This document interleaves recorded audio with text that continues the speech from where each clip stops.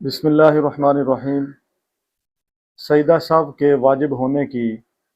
فقہائے کرام نے 3 صورتیں بیان فرمائی ہیں۔ ان میں سے سب سے پہلی صورت تو یہ ہے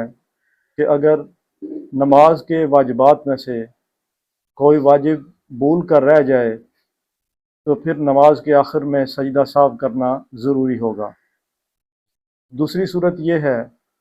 کہ اگر نماز کے واجبات میں سے یا نماز کے فرائض میں سے کسی کو مقدم یا مؤخر کر دیا جائے، یعنی جو اس کی جگہ تھی نماز میں اس سے پہلے اس کو ادا کر دیا جائے، یا اس کی مقررہ جگہ سے یا مقررہ ترتیب سے تھوڑا سا لیٹ کر کے بعد میں ادا کر دیا جائے، تو اس صورت میں بھی سجدہ صاحب لازم ہو جاتا ہے۔ تیسری صورت یہ ہوتی ہے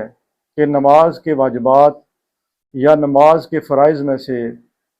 کسی کو تاخیر کے ساتھ ادا کیا جائے۔ مثال کے طور پر اگر تو ہم سنت مؤکدہ یا 4 فرائض ادا کر رہے ہیں تو 2 رکعات کے بعد التحیات عبدہ و رسولہ تک پڑھنی ہوتی ہے۔ اگر ہم التحیات عبدہ و رسولہ تک پڑھنے کے بعد تھوڑی دیر کے لیے یعنی 3 دفعہ سبحان اللہ کہنے کی مقدار ہم بیٹھ جاتے ہیں تو پھر اس صورت میں سجدہ صاحب لازم ہو جاتا ہے۔ سجدہ صاحب کرنے کا طریقہ یہ ہے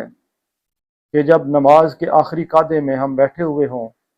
تو التحیات عبدہ و رسولہ تک پڑھنے کے بعد ایک طرف سلام پھیرا جائے اور اس کے بعد 2 سجدے کیے جائیں۔ 2 سجدے کرنے کے بعد پھر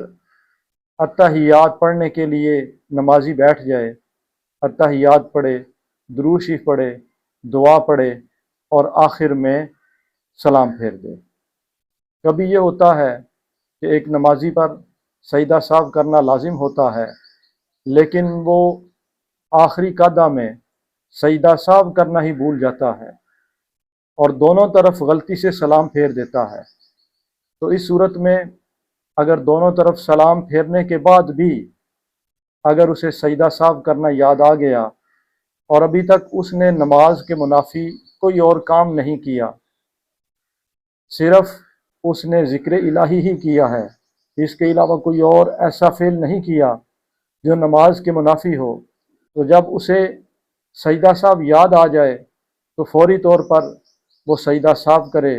اور اس کے بعد التحیات پڑھے، درود شریف پڑھے، دعا پڑھے اور سلام پھیر دے، اس کی نماز مکمل ہو جائے گی۔